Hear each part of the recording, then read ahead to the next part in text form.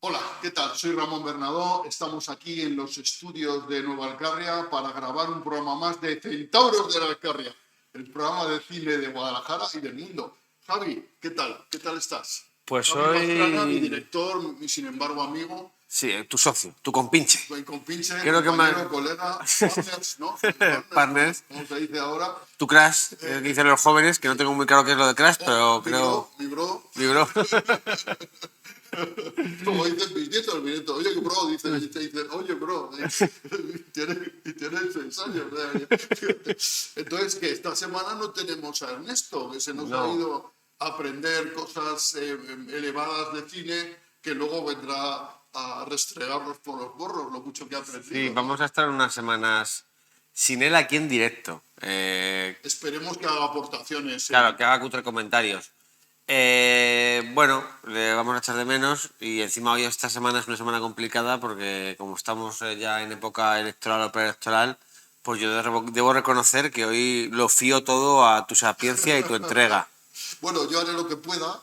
Ya sabes que yo veo mucho y entiendo poco, ese es mi problema, ¿no? Pero bueno, oye, que la semana además viene cargada de estrenos en los multicines Guadalajara. Que es algo normal, o sea, es algo relativamente normal en los Es algo multicines. normal. Es muy curioso porque a veces en los multicines no se estrenan las películas, diríamos, de manera inmediata. La semana del estreno no ocurre el estreno, sino que ocurre un poco más tarde, un par de semanas más tarde, un poco en espera de cómo va la taquilla, de la aceptación del público, diríamos, a nivel general, y luego, según esa aceptación se pone, lo cual a mí me parece un criterio A mí hasta cierto punto acertado, me ha ¿no? extrañado que no se estrenara una película como Sisu, A mí también. que es una película que es un poco así de acción, con tintes tarantinianos, matando nazis, Yo la he visto, que fue ganadora en Sitges, ¿no? yo la he visto. Ganó en Sitges hace 2 años Sisu, que es una película finlandesa de Jalmari Helander, ¿no? Que es su director, que es un tipo de aspecto extraño. Y bueno, yo me lo he pasado fenomenal viendo esta película. Sí. Fenomenal, fenomenal, fenomenal. Es una película hiperviolenta donde hay mucha víscera, mucha sangre, nazis malos, un abuelo luchador hasta el límite. Te voy a hacer un comentario. Y comedia, muy divertida, ¿no? Te partes de risa. Yo que quería hacer un comentario. Es un poco lo que podría o debería haber sido Todo el mundo odia a Hans. ¿Te acuerdas de aquella película? Bueno, yo creo que es, Del Hans Dinamitero. la versión sangrienta, ¿no? La peli es muy divertida porque, bueno, los nazis estos súper malos, ¿no? La trama es muy sencilla. Un buscador de oro encuentra una importante veta de oro y es un western también, ¿no? Porque es un buscador de oro que va con su pico detrás al que da múltiples usos y que va recorriendo esos páramos desérticos finlandeses, ¿no?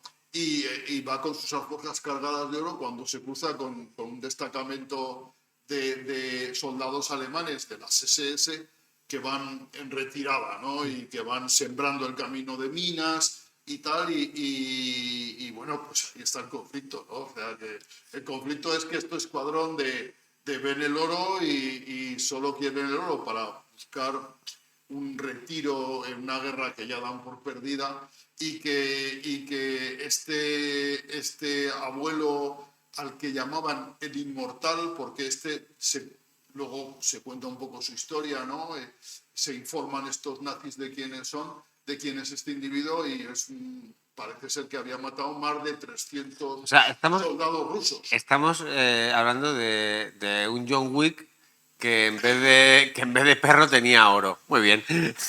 Claro, entonces yo por mi oro mato. Dice, yo, ¿qué quieres que te haga? Me lo he pasado fenomenal viendo esta película. A mí me parece una película súper divertida y desde luego para los amantes de este género, que no sé cómo llamarlo, si comedia sangrienta, no sé muy bien cómo llamarlo, ¿no? pues es que es una película súper divertida. Vamos, es una pena que no se haya estrenado aquí en los Multicines Guadalajara, que hayamos tenido que ir a otras comunidades a verla, pero yo desde luego me lo he pasado fenomenal, ¿eh? Bueno, vamos con los estrenos que sí que podemos ver Sí, aquí. vamos, que hay muchos estrenos.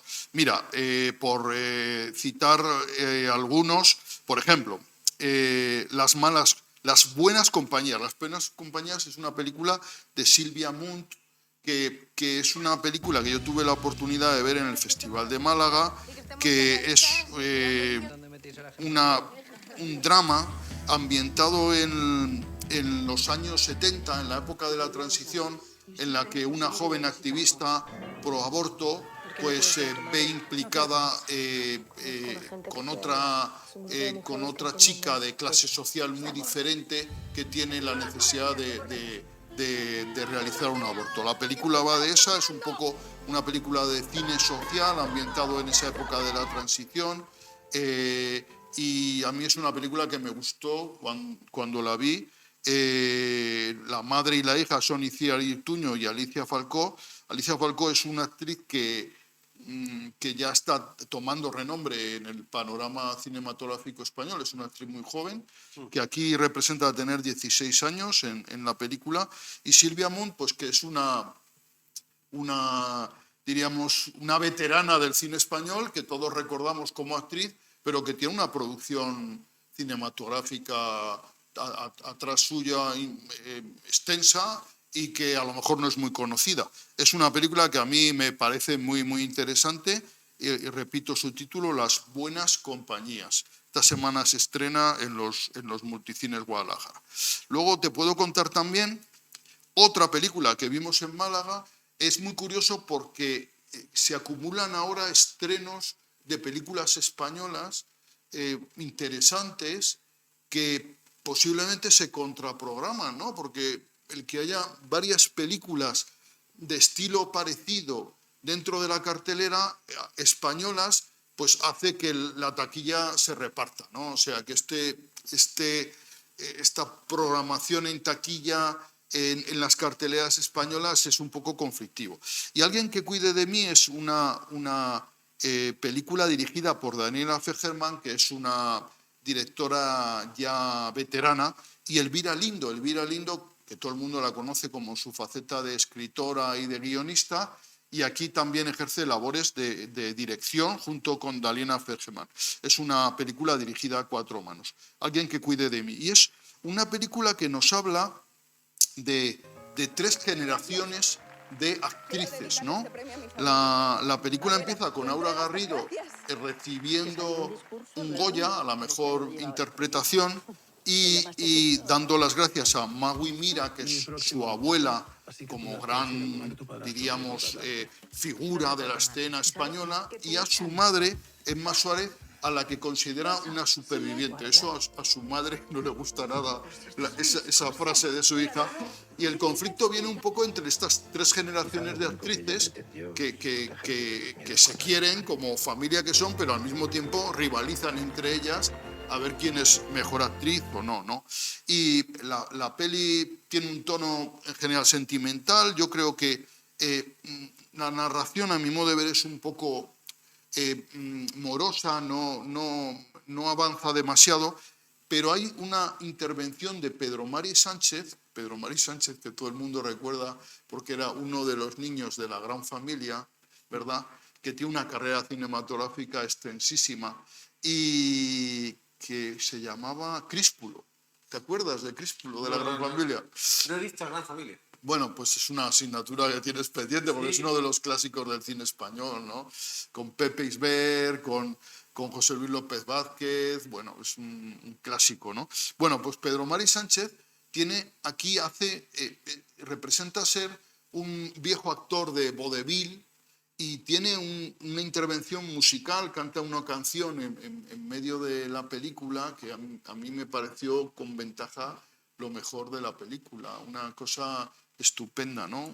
Y hay otro estreno más español este fin de semana, ¿no? Pues yo creo que sí. Y El asedio, probablemente. Podemos decir el más importante, el asedio de Miguel Ángel Vivas. El asedio, que es una película de tono totalmente diferente, es una película protagonizada por Natalia de Molina, y hay que decirlo con letras muy grandes, porque Natalia de Molina es la gran protagonista de la película, ¿no? Esta película se presentó en el Festival de Málaga, no en la sección oficial, en una sección paralela. Yo, como me dedicaba sobre todo a ver la sección oficial, no la vi, porque coincidía. Grave error. Este año, además, en Málaga, una de las cosas que ha habido de queja es la gran cantidad de posibilidades que había al mismo tiempo, ¿no? Y era imposible estar en toda la vez y en todas partes, ¿no? Y de hecho había eventos en los que la prensa no iba, sencillamente porque no había tiempo, ¿no? O sea que, y esto es una de las cosas que a lo mejor el festival tiene que corregir, porque claro, si no va la prensa a un evento, ese evento es como si no hubiera sucedido, porque la prensa estamos... Un estreno como este, que es una película que parece que está bastante bien, ¿no? Que No, la no, crítica está muy buena. los compañeros que vieron la película, a serio, estaban absolutamente fascinados. Todos empleaban el calificativo de un antidisturbios más adrenalítico aún, y que Natalia de Molina está sensacional. Natalia de Molina aquí interpreta en este asedio a una agente de la OIP, de la Unidad de Intervención Policial, los antidisturbios de toda la vida, que van a un desahucio, y de pronto ella, que es una persona idealista que pretende estar en la policía para crear un bien social, pues se ve inmersa en una trama de corrupción, de falta de ética de la que quiere escapar, ¿no?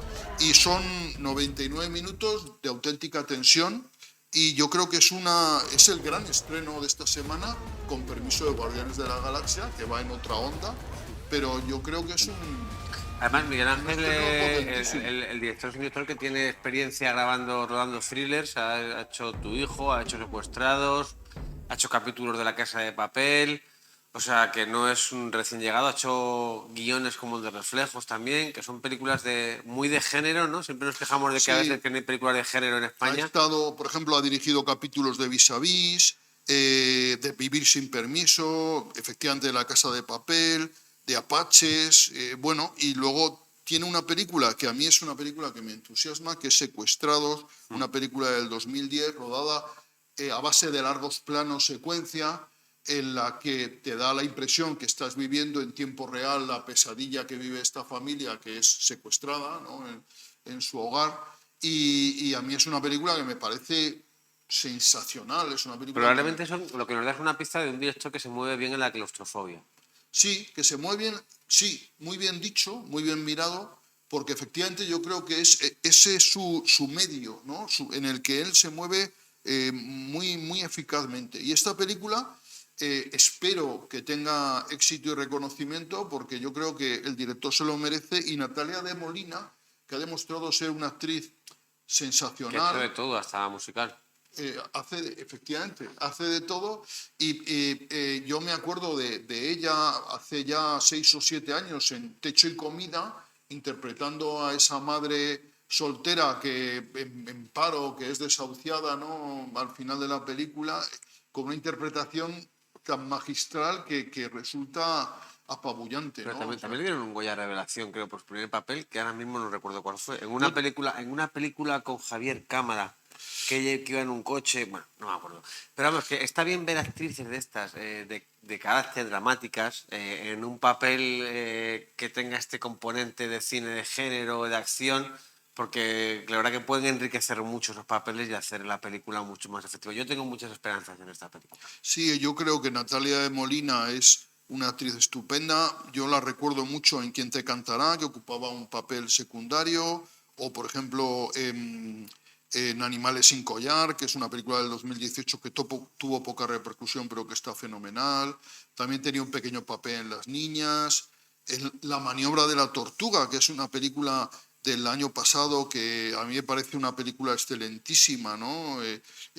Un thriller muy potente, ¿no? De Juan Miguel del Castillo.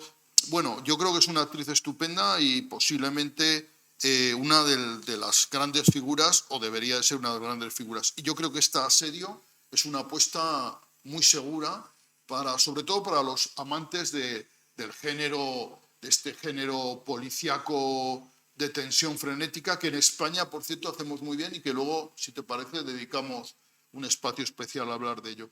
Claro. ¿Qué más películas quieres que te cuente, Javi? Pues vamos a ir ya. Ah, la que te decía de Natalia de Molina era Vivir es fácil con los ojos cerrados. Ah, Vivir es Que yo fácil. creo que le dieron ahí por ese, un Goya, por ejemplo. Vamos con el estreno de la semana internacional, ya que lo llevas incluso ahí puesto en la camiseta. Guardianes de la Galaxia. Aquí tenemos a Gru, que Guardianes de la Galaxia, pues, bueno, pues es la tercera entrega. Es, de hecho, se llama Guardianes de la Galaxia, volumen 3, o sea que es su director James Wan, y que todo el mundo dice que es la mejor de las tres. Pero eso, mira, yo eso no me lo voy a, no digo que no me lo voy a creer, lo voy a poner en cuarentena, porque con estas cosas Marvel ya nos lo ha hecho muchas veces. Es la mejor película esta es la mejor, ya sin duda la locura o tal. Y yo me acuerdo que ya pasó con la segunda de Guardianes de la Galaxia y a mí precisamente no me pareció mejor que la primera. De hecho me pareció que veía la fórmula que se había agotado un poquito rápido. Entonces en esta tercera tengo esperanzas porque salen personajes que me interesan como Warlock, pero yo lo voy a dejar ahí en que voy a ir a verla, le tengo muchas ganas, pero no me voy a creer de entrada que es la mejor de las tres.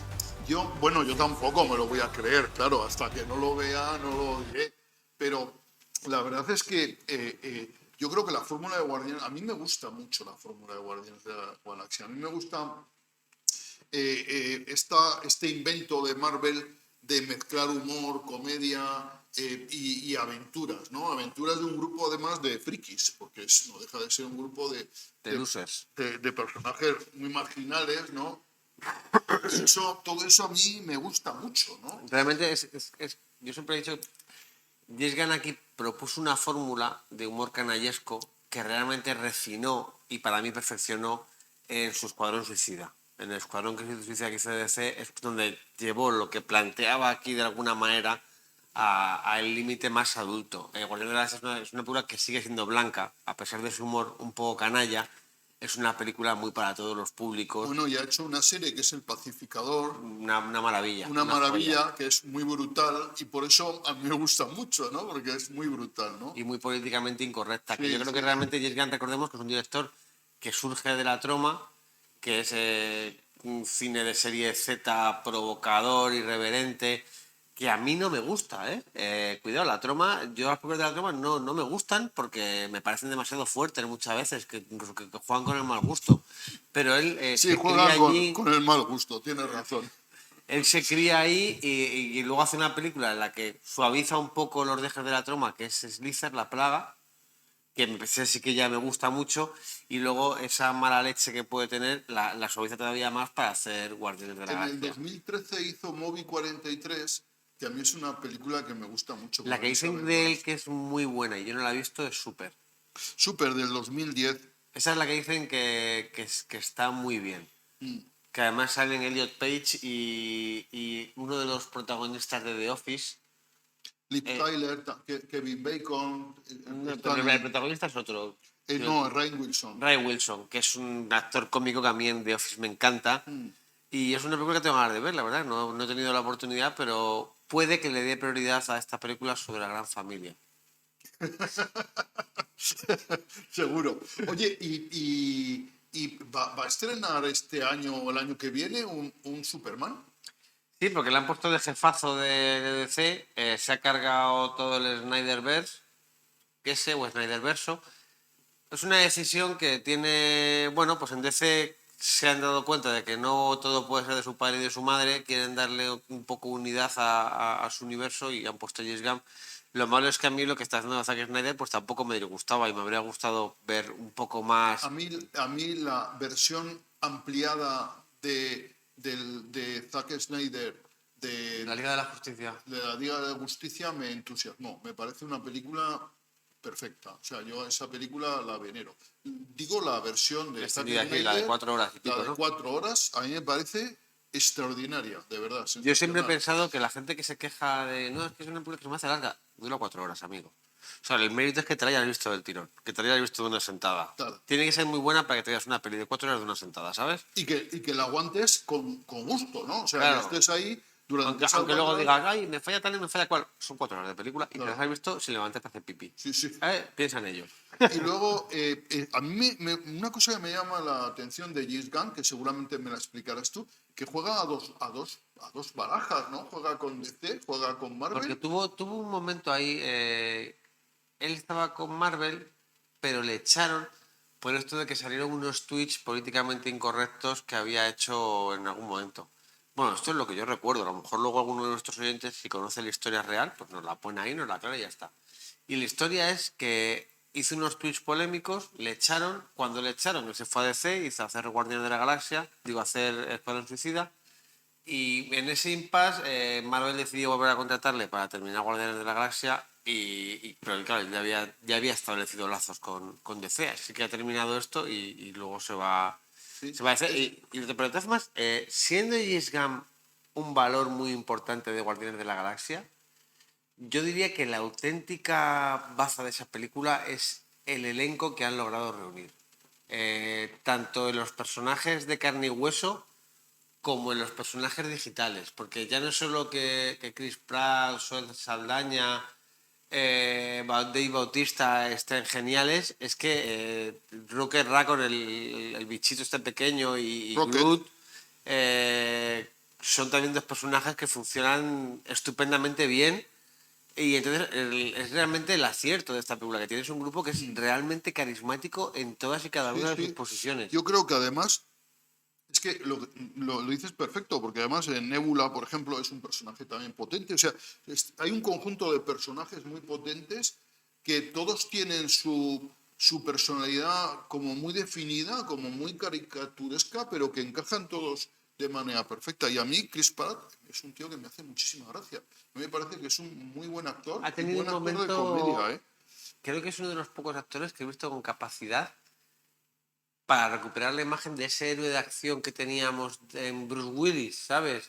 Por ahí Chris Pratt está más fuerte, pero un héroe capaz de hacer películas de acción en la que no seas el mazao de Dwayne Sí, Johnson, bueno, sino un poquito más normal. sí, que seas un héroe de carne y hueso. O sea, Sí, en el que no seas un superhéroe, en el que si te caes te va a doler la rodilla, que si te pegan un puñetazo se te va a hinchar la cara. O sea, estilo Bruce Willis o estilo Indiana Jones. O sea, sí. que Está un poco hinchado, creo yo, de más para hacer ese tipo de cosas, pero creo que podría haber sido, y luego también se la ha pegado con Parque Jurásico un poco, y más allá de Guardianes de la Galaxia se ha ido quedando a lo mejor con menos. Bueno, aunque tiene una miniserie en Prime Video en la que hace de un SEAL, creo que es no la conozco. La Lista o algo así, que además es una serie que tuvo muy buena reputación porque hacía de un militar que mataban a su mujer y se iba vengando de todos los que habían tenido algo que ver con. Imagínate, ¿no? Me gusta la Y, idea. y la cuestión es que estaba basada en un libro escrito por un SEAL, creo que era, y estaba muy bien hecho, todos los que eran los movimientos de militares y de disparos y tal, estaban muy bien coreografiados. Y entonces la serie tuvo mucha repercusión. Ya la buscaremos. Ya la busco, estoy intentando encontrarla. Bueno, ¿nos queda alguna escena más, Ramón? Bueno, sí. Ya diríamos como estreno menor, tenemos Madre Teresa, que es una película documental que nos cuesta la biografía de la Madre Teresa de Del Calcuta. Papa. Ah, no, de la Madre De la Teresa. Madre Teresa. Por cierto, que se han hecho ya, yo creo que 2 o 3 documentales sobre la Madre Teresa e incluso una película de ficción. Y ahora se insiste en hacer un nuevo documental, que yo no sé si este documental habla de los trapos sucios que últimamente se han destapado sobre la biografía. Me niego a querer que la Madre Teresa tenga. Pues ya sabes que ha habido filtraciones sobre las irregularidades en su obra socioeconómica, ¿no? Entonces, no creo que este documental vaya de eso. Pero tú lo dejas. Bueno, vamos a ir rápido que se nos está acabando, se nos está haciendo largo este bloque. Y es larguísimo. Y luego, otra película que es Life Mark, que es una película que De este ya hablamos, ¿no? ya hablamos de ella, pero que está de nuevo en las carteleras de los multicines, un poco inexplicablemente, porque ya es una película que que yo ya comenté y que no me gustó nada. Marca de vida sería su título en castellano, de Kevin Peoples, y que parece ser que vuelve a la cartelera. Bueno, pues lo dejamos aquí. No sé muy bien por qué. Si te parece, lo dejamos aquí. Y pasamos al próximo bloque, que me tienes que entrevistar. A mí y a Julián de la Fuente. Bueno, pues será un placer. Demasiado honor para mí. Pues nada, seguimos en un momento, ¿no? Con la entrevista. Muchas gracias.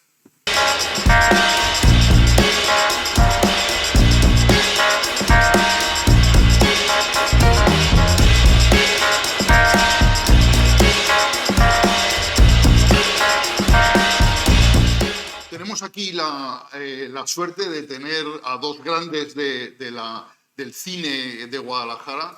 Julián de la Fuente, muchas gracias por estar aquí. A Javi Pastrana, amigo y director del programa, que los dos sois... Julián de la Fuente no necesita presentación, profesor de la Universidad de la Facultad de Audiovisuales aquí en Guadalajara, de la Universidad de Alcalá, con una larga trayectoria además como documentalista, como director de cine y que es uno de las figuras del cine en Guadalajara. Muchas gracias, me siento abrumado con esta presentación, Ramón. No, poco para lo que tú te mereces, Julián. Y bueno, Javi Pastrana, que no merece más presentaciones porque la larga trayectoria a nivel del programa ya le avala. Pues... Ha comparado ya tu trayectoria de 20 años de edad con mi trayectoria de un año de programa. Bueno, he sido... Esto no es igual. Bueno, pero los dos habéis coparticipado en un proyecto nuevo que es un intento de vitalizar el cine en Guadalajara, ¿no? Contadme cómo se llama este proyecto y en qué consiste.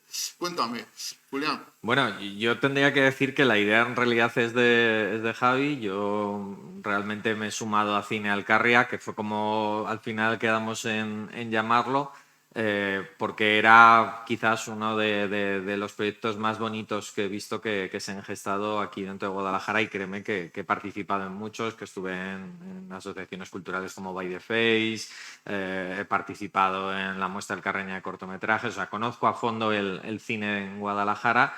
Y creo que nunca se había hecho nada parecido. O sea, ser capaz de aglutinar todo el talento que tenemos dentro de la ciudad y parte de la provincia, y demostrar que Guadalajara es una ciudad que tiene mucho que decir en cuestión de cine, porque acoge rodajes, pues porque tiene una cultura cinematográfica maravillosa, pero porque también tenemos muchísimo talento y muchísima capacidad para producir cine dentro de nuestra ciudad. Sí, esto se resume en que yo como periodista he visto durante muchos años todo lo que hay un poco separado, y la idea era hacer algo en el que juntáramos todas las sinergias que favorecieran crear un proyecto audiovisual en el que naciera de la propia ciudad, no de que tengo tanto dinero, sino de la propia ciudad, de los creadores de la ciudad y de la gente joven de la ciudad que quiere hacer cosas y que quiere moverse.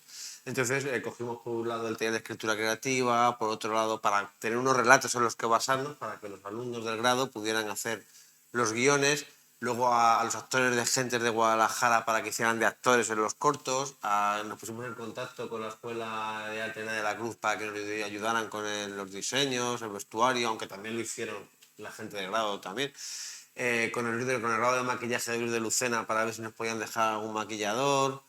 Y seguro que me estoy dejando alguna cosa más. El Conservatorio Provincial de Música, que también la música evidentemente es un apartado clave dentro del cine, y tenemos aquí también compositoras y compositores musicales que podían, ¿no? Utilizar estos cortometrajes como una piedra de toque. Tenemos dos cortos con música, con banda sonora original hecha ex proceso para el corto. Estos dos cortos... No, son cuatro. Son cuatro en total. 4 cortos que los vais a proyectar. Es el resultado final de toda esta colaboración, de toda esta suma de creatividad, que los vais a proyectar en los Multicines Guadalajara el jueves día 11, sí, a las 8 de la tarde. ¿Y se puede ir el público? Sí, perfectamente. Es verdad que somos mucha gente y tenemos ya unas invitaciones reservadas, con lo cual no van a quedar muchos asientos libres. Yo, el que quiera venir, le recomendaría que esté pronto y que sea puntual. pero sí, por supuesto, está abierto a toda la ciudadanía de manera gratuita hasta completar aforo, porque lo que queremos al final es eso, es que se vea y si puede ser en pantalla grande, ¿no? Que es donde se Claro. tiene que ver el cine. De hecho, tenemos los multicines también colaboran con nosotros, nos han dejado la sala 1, la de los grandes eventos. Bueno, la sala 1, qué maravilla, ¿no? Sí, 400 butacas y bueno, porque además también el proyecto, otra parte que tiene, es que somos de Guadalajara, queremos promocionar el talento de Guadalajara, pero también la ciudad de Guadalajara. Entonces, cada corto tiene su momento de ver la belleza que tiene esta ciudad que a los que somos de aquí nos gusta mucho y a mí me toca un poco la moral cuando viene la gente de fuera y me dice, ¿qué haces en la ciudad? Digo, cuidado, cuidado que a lo mejor no están mirando bien, ¿eh? Claro. No, yo que soy de fuera, yo soy un zaragozano convencido, a mí me gusta mucho Guadalajara y me apasiona la provincia de Guadalajara. Yo creo que es una de las provincias más bonitas, no de España, sino del mundo, ¿no? Porque hay una cantidad y una variedad de paisajes, de localizaciones auténticamente maravillosas. Hay de todo en Guadalajara. En este caso nos hemos centrado más en la ciudad. la ciudad. El Ayuntamiento de Guadalajara también nos ha ayudado y bueno, pues se pueden ver desde el Panteón de la Duquesa de Sevillano hasta el cementerio, la cripta, no voy a decir en qué contextos. También Ferial Plaza, hemos contado con la ayuda de High Real Estate que nos ha dejado un piso piloto que ha sido casi más curioso como un piso piloto entre comillas, porque son una planta de allí, pues tienen un piso piloto para que veas cómo está y que es un plato de cine para rodar. Entonces, la verdad que ha sido una experiencia genial y sobre todo lo importante era que funcionara como experiencia educativa para los propios alumnos y yo creo que en ese sentido, ¿no? Sí, vamos, yo desde la Universidad de Alcalá lo hemos encauzado a través de un proyecto de innovación docente que ha incluido estudiantes de diferentes cursos. Además me ha gustado porque sobre todo han sido estudiantes de primeros cursos, en concreto pues de primero, de segundo y de tercero. Y de asignaturas pues desde narrativa audiovisual, escenografía y fotografía de cine y televisión, estética de la expresión audiovisual, o sea, asignaturas muy diferentes desde las cuales pues todos los y las estudiantes podían enfocar, ¿no?, esa creación cinematográfica de una manera además profesional, ¿no? Porque claro, cuando uno hace una práctica allí en el laboratorio, en el plató, pues bueno, siempre parece que está el profesor o siempre parece que es un poco una dinámica de clase, ¿no? El hecho de sacarlo de allí, de sacarlo fuera de la universidad, de ponerles a trabajar al lado con otros, también gente joven, ¿no? Pero que ya no eran sus compañeros y compañeras de clase, sino que ya eran de otro sitio, ¿no? Parecía ya que uno pues tiene que estar a la altura, ¿no? Y sobre todo si ves intérpretes, ¿no?, actores y actrices del grupo de gentes de Guadalajara que lo hacen maravillosamente bien y que son perfectamente profesionales, pues claro, todo aquello hacía que cogiera un cuerpo que parecía un rodaje profesional. Yo que estaba en muchos no veía mucha diferencia. Yo notaba mucho en el ritmo de rodaje, en la tensión que había que tener, porque llevábamos un plan de rodaje, tú vas a rodar a un sitio y tienes que hacerlo esto en este tiempo, ¿sabes? Y yo creo que ahí es donde más ellos se tenían que poner las pilas y estar más a la altura para ir cumpliendo con esos horarios. Y los directores de estos cortos son estudiantes de audiovisuales. Totalmente. Todos los jefes de equipo han sido personas que están realizando ahora mismo estudios, cada uno en su especialidad, evidentemente, pero desde la fotografía, la realización, la producción, el arte, el sonido, todo han sido estudiantes. La única labor, digamos, que se ha llevado un poco por parte de Javier y mía ha sido la producción ejecutiva. Pues bueno, pues ya sabéis, ¿no? El gestionar un poco permisos, el contacto con las diferentes empresas, un poco la gestión económica y de todos los tiempos del proyecto, un poco la supervisión general. Porque estos cortos tienen dinero detrás, o sea, no es una No, producción gratuita. Es una cosa que habría costado mucho dinero, pero ahí, por un lado tenemos los equipos y los alumnos de la Universidad de Alcalá de Henares, por otro lado, Nueva Alcarria. Nueva Alcarria es un elemento aglutinador y vertebrador de la provincia y de la ciudad. Entonces, tú vas como Nueva Alcarria, le pides a la gente que se suma a un proyecto y la gente se suma. Julián es un hombre que lleva trabajando aquí en Guadalajara muchísimo tiempo. Julián se acerca a gente de Guadalajara y le dice, quiero hacer esto, y bueno, y a gente de Guadalajara le encanta ayudar. Al final, muchas veces hay mucha gente que está dispuesta a colaborar en estas cosas y, hombre, ha habido, sí, una inversión, pero que es algo que podría haber sido carísimo. El presupuesto yo calculo así a grandes rasgos que hubieran tenido esta película, ¿no? Si la hubiéramos tenido que realizar, pues podríamos a lo mejor redondar entre los 30 a 50.000 euros, que es mínimo para los presupuestos que se abordan dentro de la producción. Pero gracias, como decimos, ¿no? Pues a estos intercambios de publicidad o patrocinios o colaboraciones de todas las instituciones, pues prácticamente lo hemos podido desarrollar a coste cero, lo cual es un orgullo y, por qué no decirlo también, un trabajazo, ¿no? Por Claro, lo que estamos refiriendo. eso os iba a preguntar, porque me estáis hablando de un proyecto que es infinitamente complejo de llevar a cabo y de coordinar, porque aglutinar y poder coordinar todas esas fuerzas culturales en un proyecto concreto, a mí me parece una labor imposible. O sea, que Ha sido mucho esfuerzo, no ha salido, o sea, hemos conseguido la colaboración, quizá no oficial, pero sí oficiosa, de mucha gente. Como ha dicho Julián, es algo que habría sido, pues eso, 30.000, 50.000 euros, aquí a lo mejor se ha quedado un par de miles de euros más o menos, en inversión, que al final, si la cartelería, que si hacer los DCPs, cosas que al final, pues ya la buena voluntad también tiene. Ya cuesta dinero porque ya no se Entonces, puede pedir yo quiero gratis. destacar también aquí que desde la universidad, gracias a Julián y al trabajo que ha hecho Julián, se ha conseguido plantar cara a una de las consecuencias más negativas de la pandemia, que es que los alumnos no tuvieran o estuvieran encerrados durante mucho tiempo, y gracias a ese lado, a ese esfuerzo suyo, los alumnos han podido salir fuera y hacer cosas, y tú ves que Tom Cruise estaba rodando con mascarilla en Misión Imposible, sí, pero es que los honores de la UH también estaban rodando con mascarilla, ¿sabes? Estábamos salvando el cine todos. este proyecto en tiempo, ¿cuándo desde que se gestó hasta ahora que se va a dar a luz, cuánto tiempo ha pasado? 2 años. 2 años. Sí, 2 años que además coincidió justo precisamente con la pandemia. O sea, estábamos en mitad de pandemia cuando Javier me planteó la idea y, lejos de parecerme una locura, como dice él, a mí me pareció una idea buenísima, porque yo veía eso a los estudiantes que tenían que dar clases online, que cuando tenían que hacer prácticas, por ejemplo, en empresas, pues prácticamente nadie quería hacerse cargo en esas circunstancias sanitarias, normal, como puede ser, ¿no? O les mandaban a hacer prácticas desde su casa, también de carácter online. Yo dije, mira, estos chavales no se pueden ir del grado en comunicación audiovisual sin saber lo que es la práctica profesional de verdad. Y si no se lo podemos llevar a empresas como Novalcarria, por ejemplo, que hacen también aquí esas prácticas, digo, pues las vamos a crear nosotros y vamos a hacer para eso Cine Alcarria.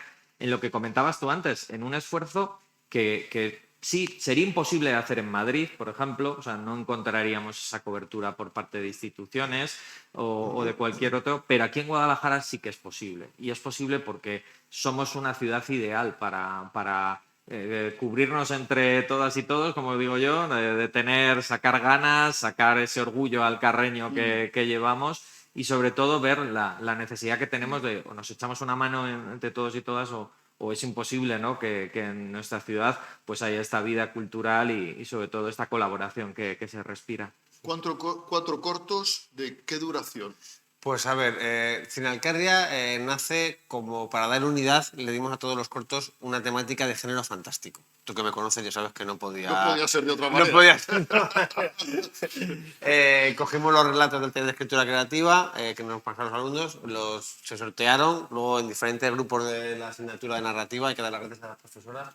Sí, a Ruth Martínez Borda, a Iris Barrajón Lara, a Alba García Vega y también a Julia Sabina Gutiérrez Sánchez, que han trabajado con nosotros, o sea, realmente forman parte de esto. Es verdad que luego a lo mejor en los rodajes pues ya nos hemos quedado nosotros más, pero toda la gestación de guiones y tal ha sido gracias En a ese ellas. primer momento fueron ellas las que nos ayudaron. En la asignatura se presentaron varios proyectos de alumnos, escogimos 4. Son, además, de manera un poco casual, cada corto tiene una palabra de título: Padre, Emma, Refugio y Buzón. Son los 4 cortos que tienen capítulos, tienen una duración de 12-13 minutos.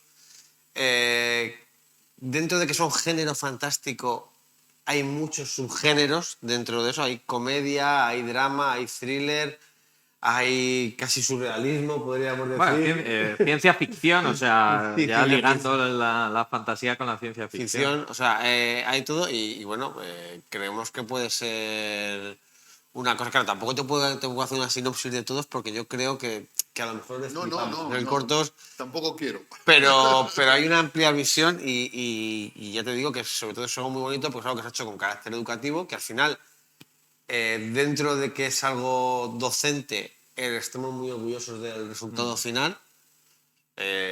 Y que esperamos, bueno, que la gente de Guadalajara lo disfrute. Tenemos... A mí, si me permites, hay una cosa que me encanta de los cortos y es al final, como decíamos, ¿no? La moraleja o el pozo que tocan. Es decir, son temas que si lo hubiéramos realizado los que estamos aquí o cualquier otra persona adulta, probablemente pues, habrían pasado por completo desapercibidos, ¿no? Se ve en el momento en el que lo estás viendo un corto de factura profesional, pero sí que notas que la pulsión que tiene el corto dentro es de temas que interesan a la juventud. La gente muy joven hablando de las cosas que les preocupan, de las cosas que les ilusionan, de las cosas que quieren o a las que aspiran. Y me parece muy bonito, ¿no? Cómo han sido capaces de hacer suyo historias que además habían partido, ¿no? de otros creadores y demás. Creo que demuestra muy bien el contexto en el que han sido hechos. En todos puedes rascar. Podríamos dedicar una parte aquí de estas de zona spoiler y yo creo que en todos puedes rascar y eso es lo más bonito. Y tienen una cierta relación los cuatro cortos, tienen además esos títulos con una sola palabra. ¿Podrían ser presentados como una película de cortos, como ha habido ya? Es que de hecho es prácticamente De lo hecho, que... lo que es como se presenta, ¿no? No hemos podido mantener una unidad temática por pues, cuestiones logísticas. O sea, fue una idea que se planteó en inicio, pero claro, eso hubiera supuesto que aunque cada corto estuviera realizado por diferentes equipos, para que pudiera participar cuanta más gente mejor, sí que, por ejemplo, pues los intérpretes nos hubiera obligado a tenerles en el set durante muchos días, ¿no? Porque claro, si son 5 historias, pues al final podríamos haber llegado a juntar, estuvimos de hecho casi 15 días rodando. Entonces, claro, 15 días la misma persona, salvo que Sí, o cobra o o no cobra va. o tal, o es imposible, ¿no? Claro. Poder tener a una persona. Y eso fue lo que nos obligó a trabajar sobre diferentes historias con diferentes personajes. Pero sí que creo que se ve ese hilo temático, ¿no? Creo que sí que se ve esa continuidad en el género, en primer lugar, y luego pues en ese enfoque, ¿no? En esa mirada juvenil y sobre todo en Guadalajara, porque todos transcurren, ¿no? En una Guadalajara más o menos imaginaria, pero que está presente en las películas. Sobre todo que al final hemos conseguido implicar a equipos que suman en torno a un centenar de personas más o Sí, menos, tranquilamente. intérpretes, equipo técnico y demás. Y bueno, pues Esta presentación que tenemos el día 11 es el final o es el principio de algo más. Me explico. me estaba dando miedo que hicieras esta pregunta. Pero es que era obvia. Entonces, vamos a ver, estos cortos vais a presentarlos a festivales. Festivales de cortos hay muchísimos en España. ¿Pueden tener distribución en alguna cadena de streaming? ¿Qué pensáis? ¿Qué futuro le veis? Hay que estar abierto a todo. Desde luego que tiene que ser el principio, porque una película precisamente no se acaba cuando se estrena, sino que ahí es donde tiene que empezar todo su recorrido. Creo que sí que es verdad que será difícil que se mantenga ese formato de cine Alcarria, es decir, en el que los 4 cortometrajes vayan juntos y se proyecten. Probablemente podremos ver alguna proyección más, pues a mí se me ocurre ahora mismo la muestra alcarreña de cortometrajes, que creo que sería un lugar muy bonito, o, por ejemplo, ¿por qué no en el Festigu o en algún lugar parecido? Y luego sí que tendrán que tener cada uno su propia vida y ahí a mí por lo menos me gustaría implicar a los propios estudiantes que han participado en su difusión, ¿no? Para que puedan hacerlo desde luego lo que quieran con ellas. Al final esto lo que se busca es impulsar el talento, que los chavales les pique el gusanillo y quieran hacer más cosas y las quieran hacer de la mejor manera posible y aprendiendo en este caso de Julián, que pues, es un referente en Guadalajara y la verdad que verle moverse cuando estábamos, algunas veces que hemos ido a ver rodajes y tal, verle dar ahí indicaciones era una gozada, porque él sí que lleva la energía puesta. Entonces, cuando tienes un tío que no te dice que tengas energía, sino que él es la energía, es que tienes que aprender a la fuerza. No, pero realmente nuestra labor fue, efectivamente, ¿no? Allanar el camino y cosas de estas, pero yo creo que la continuidad se la van a dar ellos a través de los contactos que han hecho. O sea, date cuenta que son personas que a lo mejor pues hasta ahora tenían un grupo cerrado de amigos, que se conocían entre ellos y que cada vez que querían hacer una obra de estas características, pues no contaban con nadie más. Ahora mismo han hecho contacto con maquilladoras, con gente de escenografía, compositores musicales, intérpretes, ¿no? Que van a permitir que a partir de ahora ya no tienen que contar ni con Javi ni conmigo, tienen que coger el teléfono, llamar a los amigos que han hecho en esta experiencia y proponer nuevas historias que rodar. Eso estoy seguro que va a suceder. Y aparte de la iniciativa que puedan tener los estudiantes, ¿va a haber cine Alcarria 2? Esa es una buena pregunta. Eso sí que... Eso todavía da más miedo. Eso sí que... A ver, Ha sido mucho esfuerzo, hay que hacer balance, ¿no? hay que hacer balance, hay que terminarlo, porque una de las cosas que no podemos, y recuerdo que Javier incluso este año me decía, bueno, y nos ponemos a trabajar en nuevos guiones, digo, pero si no hemos estrenado todavía esto, digo, ¿cómo nos vamos a poner a trabajar? Yo no lo descartaría. Sí que creo que si lo volviéramos a hacer lo haríamos probablemente de otra manera.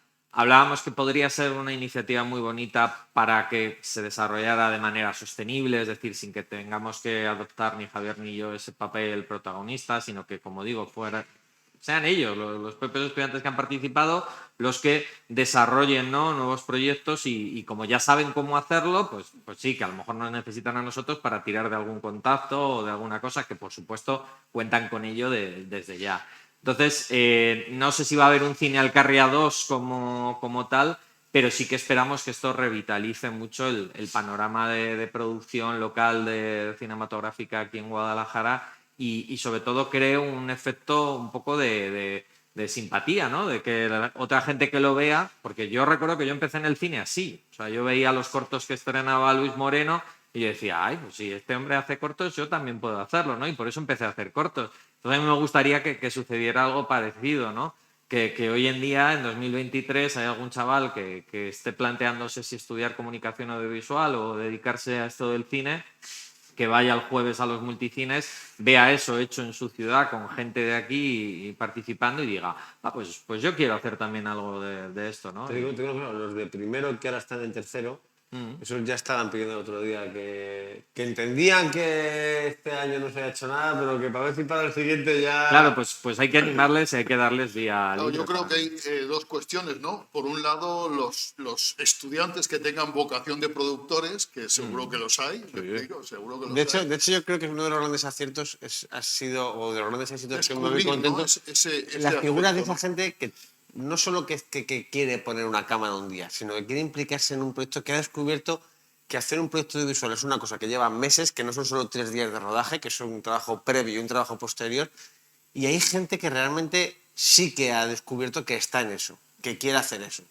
Entonces, al final, tú dices, hemos manejado un grupo de 40, 50 alumnos que se han puesto detrás de las cámaras, y a lo mejor ha habido 3 o 4, te estoy hablando de cifras al azar, pero para que veas lo fácil que es rentabilizar el éxito. Si de esos 50 hay 3 o 4 que de repente dicen, que me quiero implicar y me ha picado con esto y no me impura tener que estar tantos meses, yo eso ya lo considero un éxito, porque al final no tiene que ser una cosa que hagan 200, ¿sabes? No es una liga de fútbol 7 en la que hay 800 equipos.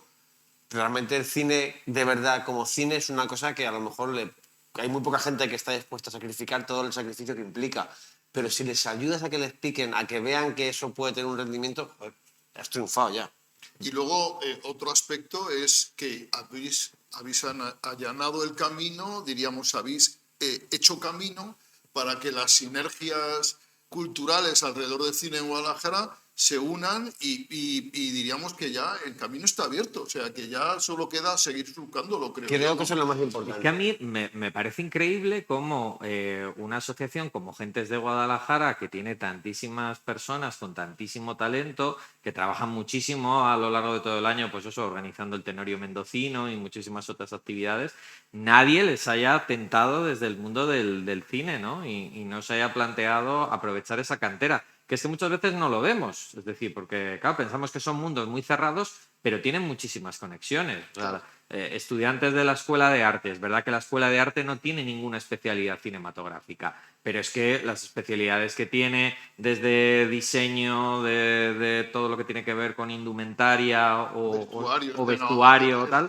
es que todo esto se escenografía. puede aprovechar. O sea, es que claro, el mundo del cine se nutre de muchísimos profesionales de muchísimas áreas. Y el Y están conservatorio tiene aquí. el conservatorio tiene una asignatura específica de banda sonora. De bandas sonoras de cine, ¿no? Claro, y nunca a nadie se le había ocurrido llamar a la puerta y decir, oye, ¿os apetece hacer una banda sonora que se escuche luego en una película, no que se quede en un trabajo de clase? Para mí eso es que es algo ineludible en la docencia, ¿no? De hecho, el jueves, aparte de una de las bandas sonoras que surge desde el conservatorio y Pascual Piqueras, otra de las bandas sonoras es de un músico de Guadalajara, Javier Villaverde, que el mismo día 11 ofrecerá la pieza que compuso para el corto en formato concierto allí antes del inicio Ah, de qué la bueno, velada. qué bueno. Una Yo pieza siento que hemos tenido mucha suerte y que no hemos hecho nada extraordinario, sinceramente, ¿eh? No, soy muy consciente de que lo extraordinario es lo que ya hace mucha gente a lo largo de Guadalajara y que la pena es que no tuviéramos conciencia de ello y sobre todo no se visualizara y no se le diera esa ambición, ¿no? De decir, vamos a mostrarlo a lo grande, vamos a ponerlo a la altura pues, de todas estas películas que se están viendo ahora en los multicines y que la gente salga de allí con la sensación de haber visto cine de verdad, no, no de haber visto un trabajo de universidad o una práctica escolar. Bueno, pues esperamos ansiosos, ¿no? La proyección. Ya sabéis que yo haré comentario, espero poder ser generoso. Que muchas gracias. Sé sincero. Bueno, eso seguro. Muchas gracias, de verdad. Ha sido un placer conversar con vosotros. Además, me habéis dado a conocer un proyecto del que yo desconocía totalmente, porque Javi lo ha debido mantener en secreto, porque a mí no me ha dicho nada durante estos meses. Bueno, es una cosa que ha costado mucho esfuerzo, mucho trabajo y no quería agafarlo hablando de ello. Porque en serio que este señor aquí, bueno, y yo también, nos hemos pegado una currada muy gorda para sacarlo adelante y bueno, pues no... Ha sido con absoluto placer, con compañeros así. Ha sido, bueno, y los propios chicos, pero que ha sido una cosa que, pues, 2 años de trabajo, de esfuerzo, no quiere decir lo más mínimo que pueda estropearlo o gafarlo. Yo que para estas cosas soy muy supersticioso. A mí que se me han caído muchos proyectos, no hago nunca ninguno de ellos. Esto ya sale, vamos, sea El como jueves sea. que viene, el jueves de la semana que viene. Desearos un éxito rotundo. Muchas gracias. Gracias, Ramón. Pues después de un programa cargado de estrenos y con una entrevista, a mi modo de ver, sensacional, con un proyecto que estupendo, que vamos a ver cómo cuaja, que supongo que cuajará fenomenal, pues solo nos queda despedirnos y anunciar, Javi, que ahora en la parte podcast vamos a polemizar sobre una película que a los dos nos interesa mucho, que es Bo tiene miedo, de Ari Aster, que los dos hemos visto y que parece ser que mantenemos perspectivas muy diferentes de la película. Tampoco muy diferentes. Creo que hay puntos de acuerdo y puntos de interpretación en desacuerdo, pero es lo divertido de estas películas. Entonces, bueno, en la parte podcast, Bo tiene miedo, a fondo, spoiler total. Y ya despedimos el programa de hoy. Bueno, yo Javi. creo que a Dime. modo de aperitivo, a ver si puedes en 30 segundos decir qué te ha parecido a ti Bo tiene miedo y se la recomendarías a alguien. Yo creo que destaco 3 cuestiones. Primero, que tengo una perspectiva muy personal de la película, posiblemente compartida por muy poca gente y desde luego no por su director, pero yo aprecio en la película una faceta que a mí me interesa mucho, que a lo mejor no es la que se proponía el director. En segundo lugar, que es una película muy densa, es una película llena de situaciones, de imágenes, de conceptos que tienen mucha intensidad, que se ven con mucha intensidad, con mucha fuerza Y en tercero, el metraje, que a mí me parece excesivo y que puede, además por su contenido, el metraje y el contenido, agotar al espectador. Yo creo que es una película que hay que entenderla como una road movie casi literal, con set piece o set pieces, nunca sé cómo se dice eso. Joder. Yo tampoco. Como con distintas situaciones, como si Sí. fueran historias independientes unidas por un mínimo denominador común que es el personaje de Joaquin Phoenix, pero que en el fondo son historias muy independientes que hace que la sensación de que la película no tiene coherencia interna, pero que visualmente me ha parecido que tiene momentos muy chulos, que si la ves como esas historias independientes sí que le sacas jugo a la película, pero que es para un público completamente minoritario y creo que a Ari Aster le han dado las llaves del coche para que se estampe con él. Le han dado mucho dinero, un coche muy grande, mucha potencia y al primer acelerón se la pegó. Bueno, pues de eso hablamos ahora en la parte podcast. Muchos besos, muchas gracias, nos vemos en el cine. Centauros de la Alcarria.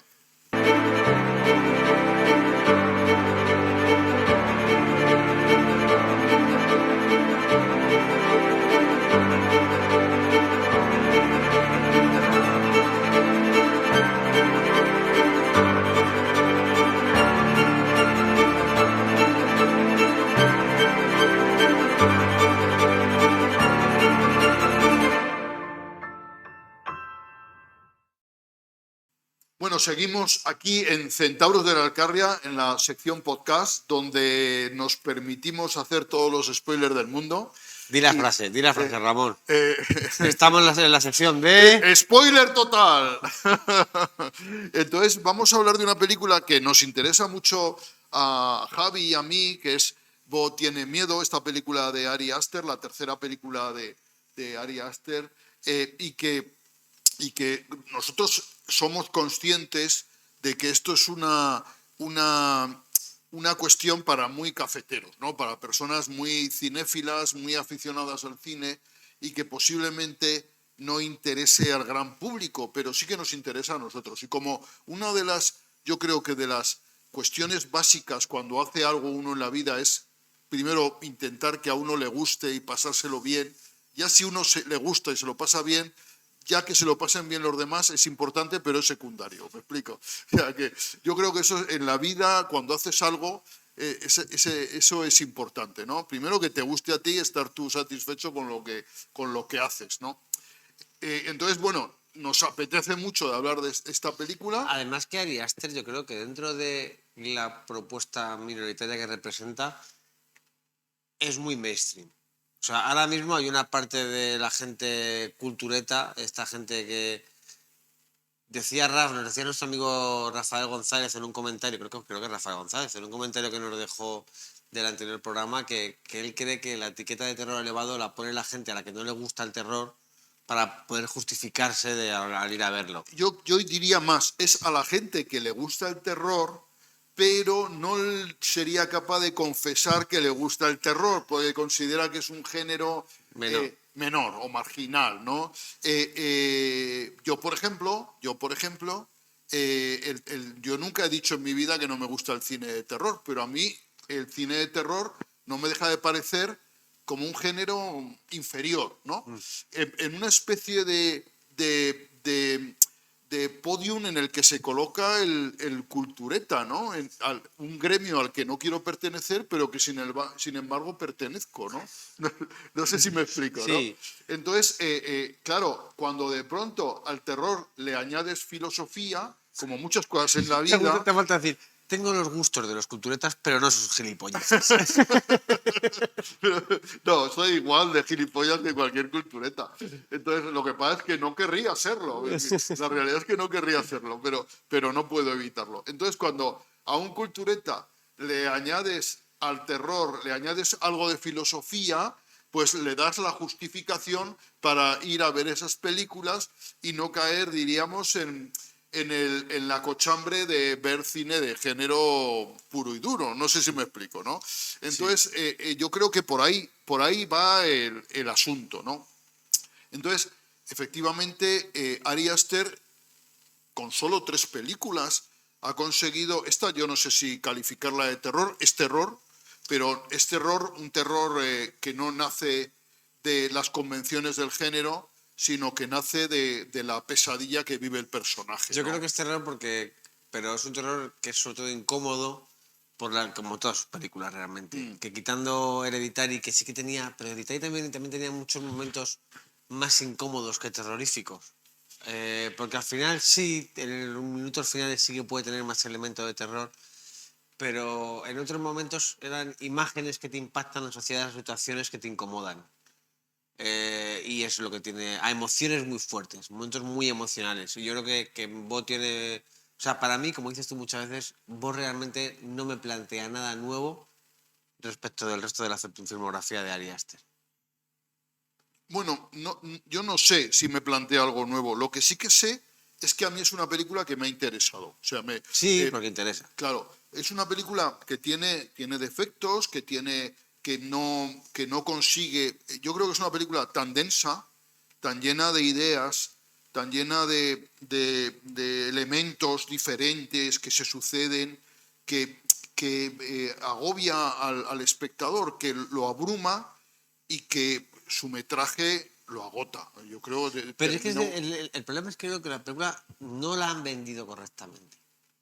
A ti te venden esta película como que es un señor que tiene miedo. Cuando te venden una antología de terror, una película como Cuentos Asombrosos o... ¿Era Cuentos Asombrosos? Sí, Cuentos Asombrosos Que... era una serie. No, pero yo me refiero a la película que hicieron en la que salía el gremlin este subido en el ala del avión. No sé qué ¿No te peli es acuerdas? esa. Hombre, que estaba No, producida por Steven Spielberg, que tenía 3 capítulos que... Cuentos Asombrosos estaba producida por Sí, Steven la serie, Spielberg. pero es que no sé si la película también se llamaba igual. No me acuerdo Bueno, yo. la cuestión es que... Pero, o las películas como VHS, que son de terror, que te cuentan 3 películas de terror, o Historias de la Cripta, que eran 3 historias de terror distintas, las películas. Si te venden eso así, con esta película, con un personaje que te va a hacer de lo común para 3 historias distintas, tú esto lo digieres de una manera distinta. Mm. Porque es como si Ari Aster tuviera 3 buenas ideas para 3 películas de hora y media, pero en vez de hacer eso ha dicho, voy a hacer una película de 3 horas. Y entonces, yo creo que eso lo veo muy claro, sobre todo porque, si te das cuenta, cada uno de los segmentos finaliza con el personaje de Joaquin Phoenix quedándose inconsciente. Sí, Y eso es lo que te separa esos segmentos que son historias realmente independientes y que te cuentan cosas distintas. Pero, yo, pero el problema es querer darles una unidad global. bueno, yo, mira, bueno, lo que dices me parece interesante, pero mi visión de la película parte del principio que te da la clave, yo creo que de la película es ese principio en el que se ve el parto. Se ve el parto de este niño de Bo, pero desde su punto de vista, ¿no? Ese punto de vista nublado en el que oye voces, en el que padece una anoxia neonatal, de la que es reanimado y en consecuencia padece un sufrimiento fetal que posiblemente marque el resto de su vida. Y esa perspectiva subjetiva yo creo que es definitoria para el resto de la película. Sí. El resto de la película está vista desde su punto de vista. Y él padece, a mi modo de ver, una enfermedad que es una esquizofrenia paranoide. En la esquizofrenia paranoide uno confunde realidad y delirio, es incapaz de distinguir la realidad de lo que es el delirio y además no tiene conciencia de esa enfermedad, porque él percibe su delirio como absolutamente cierto. Y además este delirio es absolutamente inexpugnable. Nadie le puede convencer de que está viviendo un delirio, porque él está viviendo una realidad. Eso es fundamental para comprender la esquizofrenia paranoide. Y yo creo que toda la película es su visión de la vida, pero desde su enfermedad. A ver, mira, el argumento te lo compro en un 90%. Creo que aciertas cuando dices es su visión de la vida, pero no te estás refiriendo a Joaquin Phoenix. Te estás refiriendo a Ari Aster. Es Ari Aster el que nos ofrece una visión de cómo ver el mundo, pero para poder llevarla al delirio al que quiere llevarla, para poder darle el tono de pesadilla, dice, necesito una excusa para que esto sea una pesadilla. Y es la esquizofrenia del personaje. Él quiere hablar de los problemas que percibe la sociedad. Y para eso, para darle el tono de pesadilla, utiliza la esquizofrenia como herramienta para poder darle ese tono de pesadilla. Pero yo no creo que él te quiera hablar de qué es la esquizofrenia. A lo mejor él no me quiere hablar de lo que es la esquizofrenia, pero me la describe muy bien. Y tu visión va un paso más lejos que la mía, lo cual te honra, ¿no? Porque, claro, efectivamente, posiblemente tenga razón. Lo que Ari Aster nos quiere demostrar, o que nos quiere mostrar, es que vivimos en un mundo de pesadilla y para eso utiliza un personaje que parece una enfermedad psiquiátrica. Ni siquiera que vivimos en un mundo de pesadilla. En el primer segmento, cuando empiezas con el psicoanálisis, él te introduce a este personaje que va a utilizar como herramienta, como hilo en común para sus tres historias. Y en la primera historia te habla un poco de la sociedad y del mundo en que vivimos, de las grandes urbes, de mira a ese tío que se quiere tirar y yo le grabo con el móvil para que se tire y le incito a que se tire, mira esas metralletas. Está exagerado. Todos los peligros que hay en la calle, como solo en mi casa me siento seguro de todos los peligros que hay en la calle. Y luego al final te acaba metiendo, que eso sí que lo hace bien, aferrándose a la esquizofrenia. Y al final de ese segmento urbano, Joaquin Phoenix en pelotas se encuentra con el asesino este Del puñal, del ¿no? puñal, se va por un policía y un policía le grita suelte el arma, y tú ves a Joaquin Phoenix con la virgen en la mano y desnudo y dices, ¿es una virgen o es un cuchillo? ¿Está viendo al asesino del cumpleaños o es él el asesino del cumpleaños? Claro. Esa esquizofrenia sí que te lo mezcla, pero en el fondo ese segmento vale para hablarte de las grandes ciudades y de los vicios de nuestras grandes ciudades. Sí, y luego se mete en otra historia, que es cuando ese matrimonio y tal, que falleció su hijo, que lo tienen ahí venerado, ¿no? Se mete en la vida familiar, ¿no? En la vida familiar de esta pareja de personas que altruistamente están intentando salvarle a él y a otro enfermo mental y que descuidan, fíjate, paradójicamente desplazan a la hija. Claro. Y la hija es la que toma venganza, ¿no?, en el asunto. Y luego nos lleva a una tercera historia, que es esa historia de esa comuna de hippies, de teatro, que viven de manera artística, ¿no? En un mundo Midsommar, que no deja de ser algo parecido a Midsommar, y luego nos mete, yo creo que en una cuarta historia, en la que es psicoanálisis puro en las relaciones materno-filiales que parece ser marcan su vida, ¿no?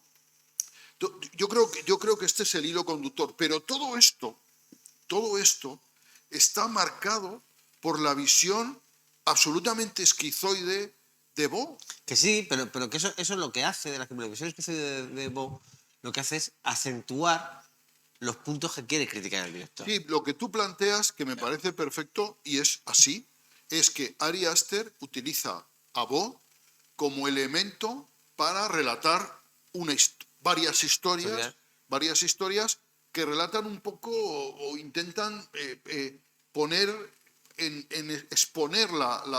elementos de la sociedad Porque, actual. por ejemplo, la segunda historia, la de los padres estos, ¿no?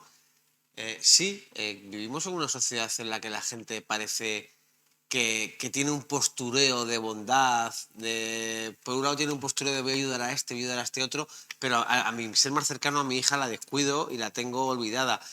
También critica un poco esa excesiva dependencia de las pastillas y de los medicamentos para solucionar problemas del alma. También tienes en esa historia la crítica a esas nuevas generaciones que utilizan el móvil de una manera perversa y las redes sociales de una manera perversa. Otra vez, salen dos segmentos, salen el uso de las nuevas tecnologías de forma perversa. Y luego lo remata con esa imagen tan poderosa de la chavala llena de pintura, que no deja de ser una imagen muy propia de Ari Aster. Cuando está la chica con el eso, es algo que es muy propio. Sí, es algo que tú dices. Además, fíjate tú que la película tiene un contenido plástico muy intenso, toda la película, porque cuando estamos en las escenas urbanas, todo tiene mucho color, mucho cromatismo. Cuando estamos en esa casa, la niña esa pintura azul brillante, ¿no? O sea, todo tiene, luego ya no hablemos en el bosque, la representación teatral, todo con 1000 colores, ¿no? Incluso en la parte esta, ese anfiteatro inmenso donde se le está juzgando y donde la madre es, diríamos, la víctima y está ese fiscal y tal, eso también no deja de ser muy gráfico, pero es maravilloso cómo Ari Aster consigue transmitir perfectamente ese mundo de pesadilla en el que vive el enfermo con una esquizofrenia paranoide.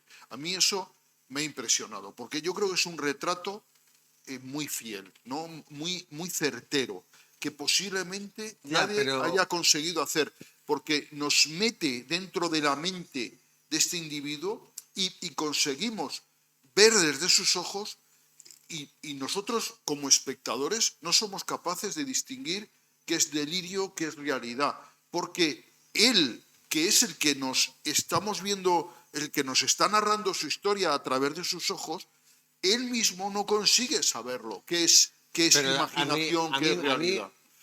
Te hablo de la herramienta porque a mí la respuesta de Bo ante ese miedo siempre me parece que es como si él fuese el bueno. O sea, nunca, quitando al final con su madre cuando hay una estrangular, y un esquizofrénico, yo no sé mucho de medicina, pero hay muchos esquizofrénicos que tienen respuestas violentas ante, Sí, ante la vida pero, y ante las amenazas. Pero mira, la respuesta violenta del esquizofrénico siempre tiene una lógica interna. Me explico.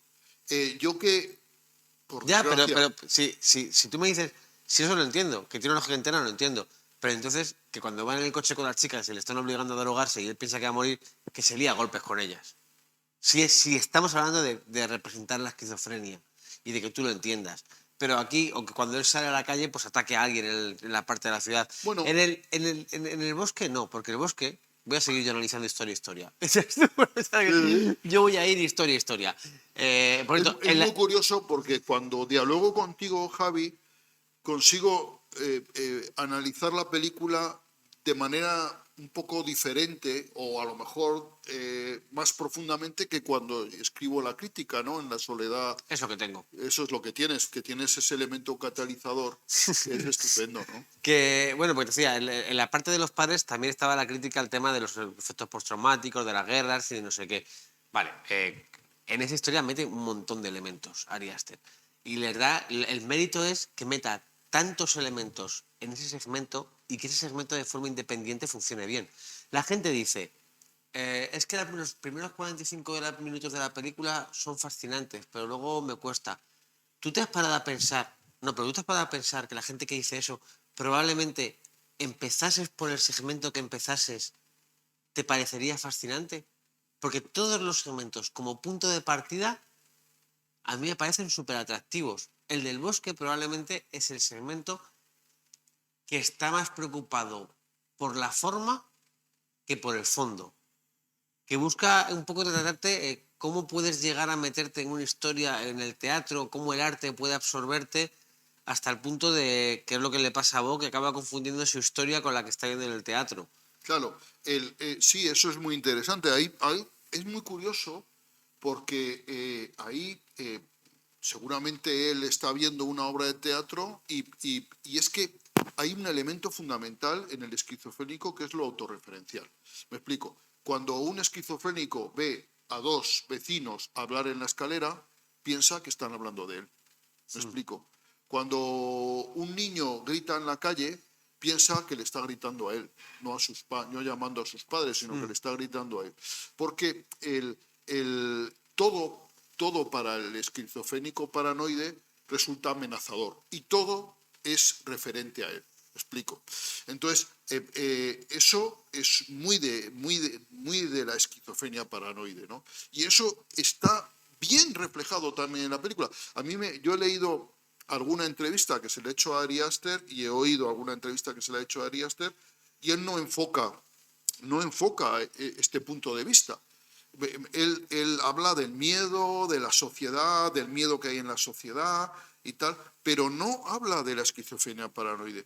Y a lo mejor, yo no sé, pero me resulta asombroso que haya hecho un retrato tan perfecto de la esquizofrenia paranoide sin ser consciente de ello. No sé si me explico. Yo creo que sí que es consciente de lo que está Pues haciendo. en las entrevistas no habla de eso, es curioso. Porque sería para una persona inteligente, creo yo. Me queda un poco potente esto. Voy a quitarlo de para una persona inteligente. Yo creo que en este caso sería contraproducente que él dijera que ha hecho un trato de la esquizofrenia paranoide, porque es lo que te decía antes, es una herramienta, no es un fin. Entonces, tú, el personaje, no estás siendo. Él al final no va a ser justo con la figura de un esquizofrénico. Porque va a utilizar ese personaje al servicio de la historia y no al servicio de la realidad del personaje. Al final de la historia acaba contando la historia que quiere contar Ari Aster, que es sus paranoias y sus. De hecho, el final de esta película, si te fijas, vuelve a ser un poco el final de Midsommar. El final de Midsommar, como acabas en una especie de secta matriarcal. Y aquí acabas en un foro matriarcal. Y en Midsommar, cuando se va la mujer, deja al tipo quemándose, que te agobias porque sabes que dentro de eso está quemando a alguien. Y el final de Bo, tú sabes que debajo de esa barca hay un tío pegado ahogándose. Y hasta que la barca no para de moverse, ese tío no se ahogó, igual que la casa no se quemaba. Entonces, por eso es la historia de Ari Aster otra vez. Sí, Él no va a ser justo con el esquizofrénico, va a ser justo consigo mismo porque ha hecho la película que él quería hacer para sí mismo. sí, yo creo que tienes razón, pero yo también. Sí, no, si no niego lo del retrato de la esquizofrenia, te digo porque Claro. creo que él no habla de la Por esquizofrenia. ejemplo, a mí me gusta mucho también porque cuando salen esos episodios de cuando él era niño, pues retrata una personalidad esquizoide, un niño que se relaciona mal con los demás, que tiene una vida interior que le impide hasta cierto punto relacionarse bien con otros niños y tal. Luego vemos que duerme con su madre, ¿no? Que depende. Hay un momento ahí un poco que yo temía de desliz incestuoso. Yo un momento en el que lo temí, que fuera a haber un desliz incestuoso en esa. Yo no lo veo y tal. Y luego esa parte final en la que se hace una especie de interpretación psicoanalítica, no deja de ser también una interpretación psicoanalítica desde el punto de vista más esquizofrénico posible, ¿me explico? Porque toda su vida, desde su punto de vista, la vuelve a interpretar desde un punto de vista totalmente paranoide, ¿no? ¿Qué opina mi madre o qué opina la sociedad de cómo he actuado yo? Nunca he actuado bien, siempre he actuado mal, siempre he sido injusto y tal. O sea, esa tortura en la que vive el personaje, yo creo que es un magnífico retrato. Y permíteme que haga una disquisición, porque muchas veces se confunde la paranoia con la esquizofrenia paranoide. La paranoia es un trastorno en el que hay un delirio, generalmente mucho más estructurado que en la esquizofrenia paranoide, y uno, si le sacas del delirio, vive una vida totalmente normal. El personaje o la persona que tiene una paranoia, pues va a trabajar, tiene su familia, pero si le metes en el asunto de, por ejemplo, de los ovnis, pues él cree que todas las noches le vienen, le hacen un viaje astral, le meten cosas por el culo, lo que sea, ¿no? Me explico. Él está convencido de eso, pero fuera de su delirio, él puede llevar una vida absolutamente normal, me explico. Pero si tú le tocas el delirio, pues por supuesto va a entrar totalmente y además con esa convicción de que eso, que a ti te parece una tontería o una cosa absurda, él la vive como absolutamente cierta, ¿vale? Que eso es fundamental y no lo considera una enfermedad, sino una realidad, ¿vale? Pero puede llevar una vida totalmente normal y fuera de su delirio, pues es normal, diría.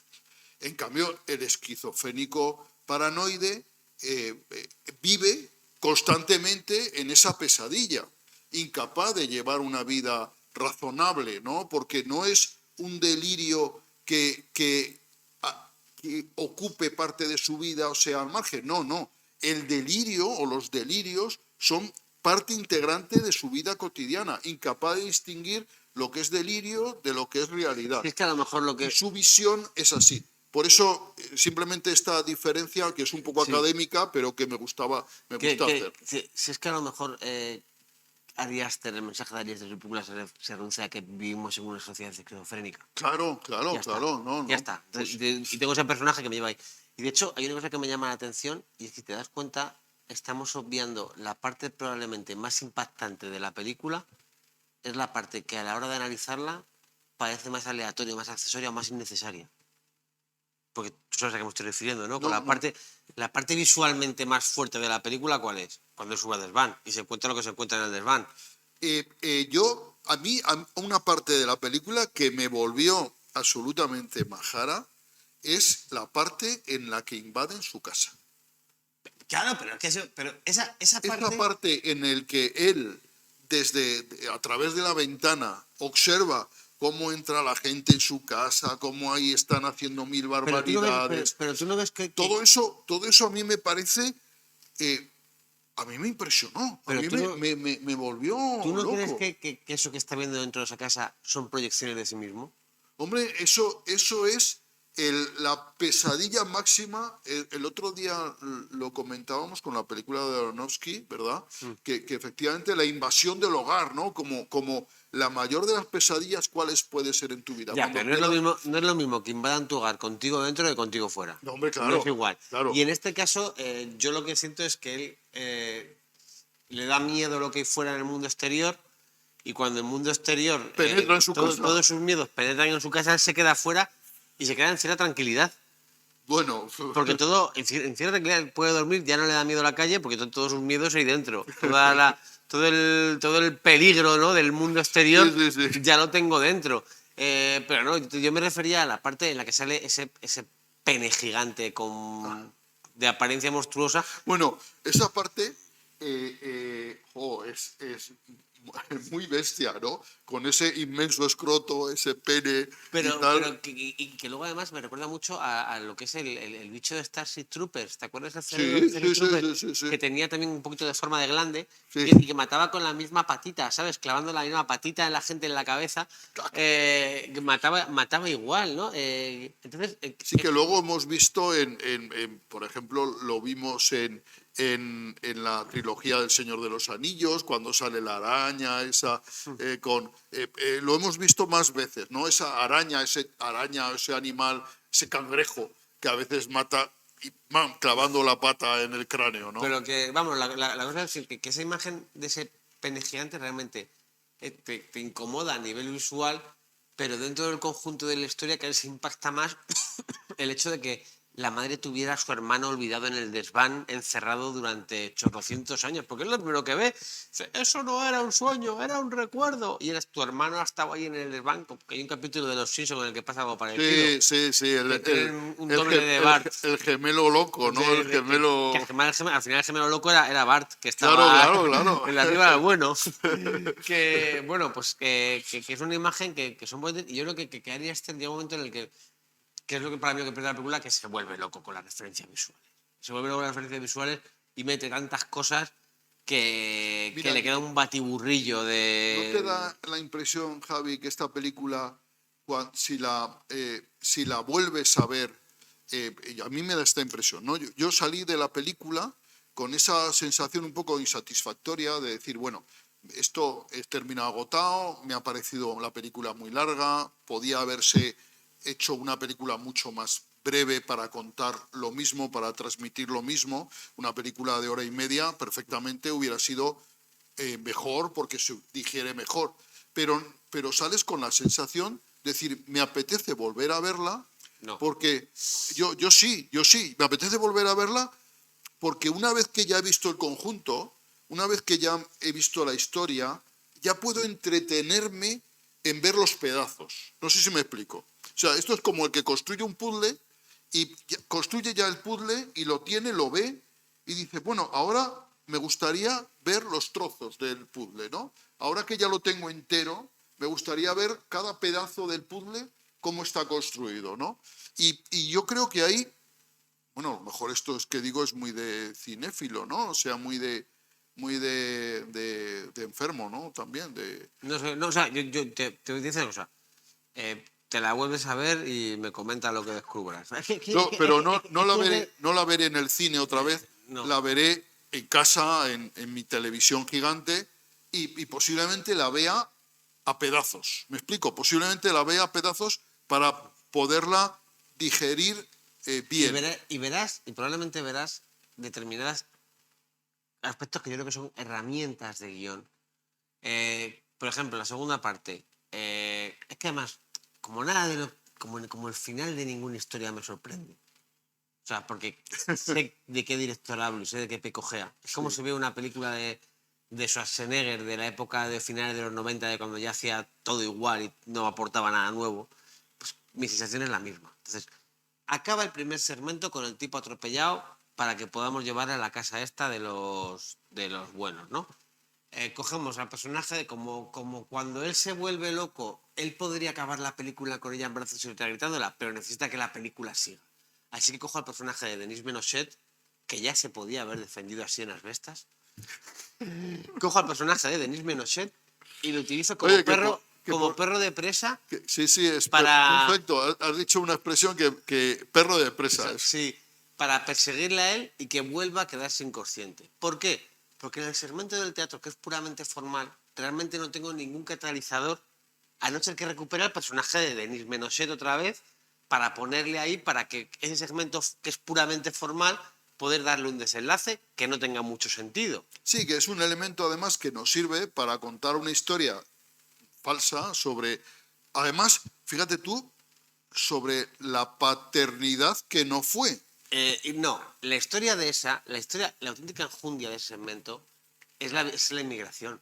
Cómo Sí, percibimos a los inmigrantes. sí, Ese segmento va enfocado a eso. Está el aspecto formal de las historias, cómo contar historias, y luego está el aspecto de la esencia, que es cómo percibimos al inmigrante, cómo le culpamos de todo, cómo le impedimos que se relacione. O sea, cómo se siente la persona que llega de fuera. Esa es la esencia de esa historia. sí. Pero tengo al personaje de Denis Menochet para que me la dinamite, para que pueda pasar al siguiente segmento.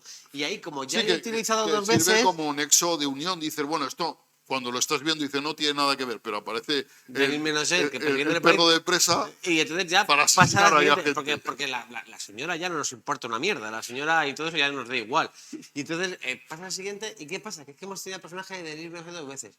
¿Cómo podemos hacer que no se note tanto que le hemos utilizado un poco como Deus ex máquina? Pues le saco con los huevos gigantes. ¿Pero hace algo? No, le matan. Pero bueno, ya está.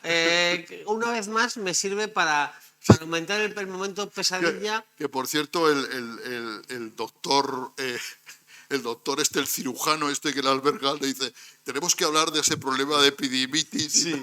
¿Qué es la epidimitis? No sé qué es. El epidídimo es el conducto que sale de los testículos, que está pegado al testículo, pálpatelos luego y lo comprobarás, y que luego se continúa con el conducto deferente que va hacia el conducto inguinal. Es la parte del testículo, el conducto que sale del testículo directamente, ese es el epidídimo. El epidídimo se inflama frecuentemente y se suele asociar a inflamación del testículo, lo que se llama orquiepididimitis. O que te hinchen los huevos. Si se te pone el testículo afectado, o generalmente suele ser uno, como un camión, sí.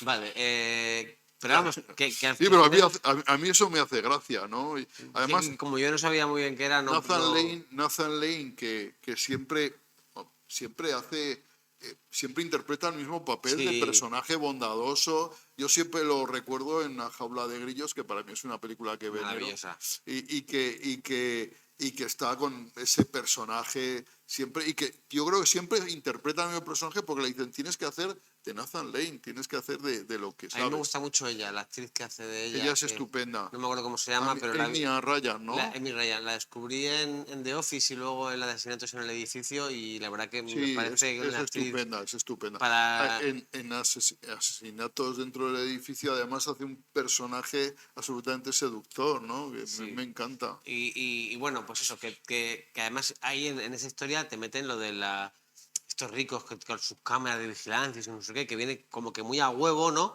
Para que él luego vea al final y ya te... O sea, creo que Ari Aster ha cuidado mucho el guión para poner muchos detalles que están interconectados, pero que no deja de ser un trabajo de orfebrería que realmente es lo que intenta es darle la unidad a tres historias que es que no la tienen.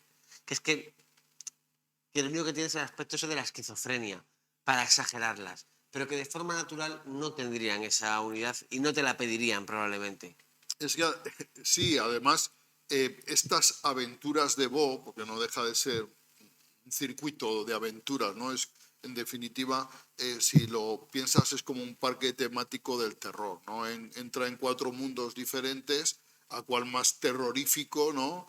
Aunque tengan el aspecto visual, además con aspectos visuales yo creo que diferentes, pero el Ari Aster nos mete a Bo en cuatro temas, en 4 espacios temáticos diferentes, que como tú bien dices, son absolutamente gratuitos, porque podían estar o no estar. O sea, en realidad, para el desarrollo de la película son Tú superfluos. te puedes dormir en un segmento y empalmar con el siguiente y ya No está. pasa absolutamente Que nada. entonces aparecerá Denis Villeneuve por ahí, ¿y este quién es? Nada, una cosa que se imagina, como el loco del Claro, principio que había en el barrio, claro, ¿sabes? ¿Te claro. acuerdas el loco Sí, aquel? sí, Pues este es un o militar que ese mata skinhead gente. que le persigue Pues y al que... principio, ya está. Claro, ya está. O sea, que en realidad... La película sería más lógico que ese skinhead del principio que le persigue la primera vez le estuviera persiguiendo toda la película. Que en vez de Denis Villeneuve, ese Bueno, skinhead. sería un elemento de guión que estaría muy bien, porque daría unidad a una de los delirios del paciente, ¿no? En lugar de haber delirios cambiantes, pues habría un delirio que permanecería, ¿no? O sea, sí estaría bien como parte del guión. Yo creo que a mí me parece, Ari Aster, esta película, yo creo que hablas de ella y es una película que gana porque tú puedes comprender la cantidad de elementos que ha metido el director, que son interesantes, ¿no? Que son... Pero, mira, el otro día te compraba ese argumento con 20.000 tipos de abeja. Sí, estoy de acuerdo. Con esta película creo que no estoy tan de acuerdo porque son elementos que yo los vi en el momento de verla y que me parece que están demasiado forzados. No es como otras veces que tú ves una película que parece que no tiene tanto, pero que al hablar de ella de repente dices, esto, aquello, tal cual. No, esta película va a ser eso. Va a decir, no, es que te voy a poner tantas referencias que te vas a pasar hablando de mí una semana. Entonces me parece artificioso desde ese punto de vista. Es como cuando mantiene la relación sexual. Tú ya sabes que a ella le ha pasado algo. Desde el momento en el que él tiene el orgasmo, tú ya sabes que a la que está encima le ha pasado algo. Incluso cuando empiezan a mantener la relación sexual, sabes que eso va a acabar mal. Sí, eso no puede acabar bien. O sea, es que ya lo sabes. Ya... Sí, a mí esa escena, la verdad es que yo veo la película escena por escena y me gusta todo. O sea, que no puedo Porque decir, no que, puedo decir, hay una escena que que no yo me la guste. disfruté, que yo viéndola en el cine, yo la vi y no se me hizo larga, ¿eh? Sí, Porque a mí sí me hizo larga, a sí. mí no, porque Pero visualmente... porque a lo mejor me metía mucho en la pesadilla. Yo, por cierto, al margen de esto, hay mucha gente que dice que la ve como una comedia. Yo no veo la comedia en Yo creo que ningún sí que lado. tiene elementos de comedia. Pues yo, ¿qué quieres que te diga? Yo la veo como una pesadilla, me pongo en la pobre piel de Bo y lo paso mal con él. O sea, yo, ¿qué quieres que te diga? Yo no puedo reírme del sufrimiento de este personaje que vive en un auténtico... Pero tiene momentos en los que momentos la muy terribles. interpretación de Joaquin Phoenix, sobre todo cuando se pega una leche con un árbol y se queda inconsciente, o el otro le da a detonar el pie el ese y se cae, tiene momentos de slapstick. Sí, pero a mí no me hacen gracia eso. Claro, pero eso es el humor de cada actor, porque eres buena persona. Claro, sí, pues, sí, tampoco demasiado, pero bueno, sí, a mí eso no me hace gracia, pero sí que puede haber momentos que parezcan cómicos a mí. ¿No? Y respecto a la escena de sexo, a mí me gusta mucho la idea de que él se mantiene virgen a los 50 años, está claro, porque su vida no ha sido capaz de relacionarse de manera normal. En cambio, la chica ha cambiado mucho, la chica es una chica con experiencia.